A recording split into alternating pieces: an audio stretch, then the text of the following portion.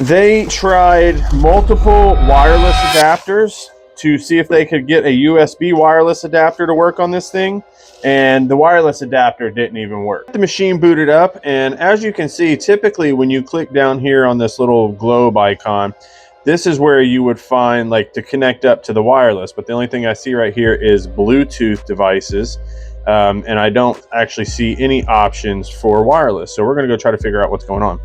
And we don't even see an option for the wireless settings here inside of the network and internet options. So we're just going to try to see if we can do an uninstall of the network drivers and reinstall them and see if that fixes anything.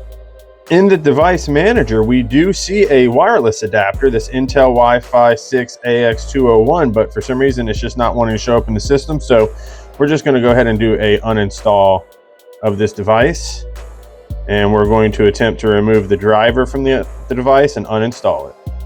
And now the device is gone, we're gonna do a reboot.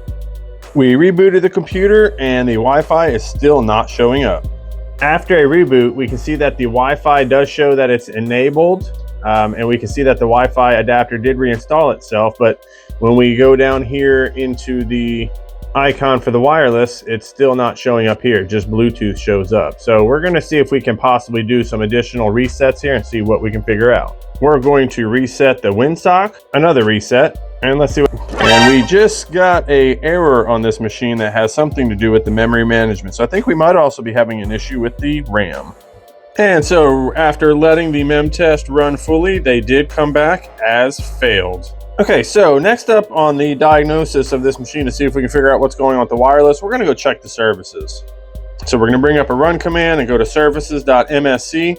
And the one that we're looking for here is going to be the WLAN configuration, which is the wireless configuration. We're going to see if we can find out if this service is running. It's going to be this guy right here, WLAN configuration.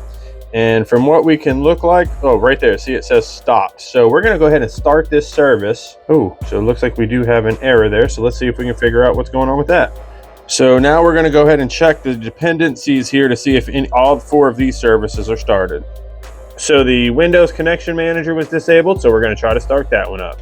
So when attempting to turn on each individual dependency service, we eventually came to a point where it gave us an access is denied. So we're going to try to run a few Windows repair utilities like SFC Scan Now and DISM Image Health Repair to see if we can't get this machine to repair itself.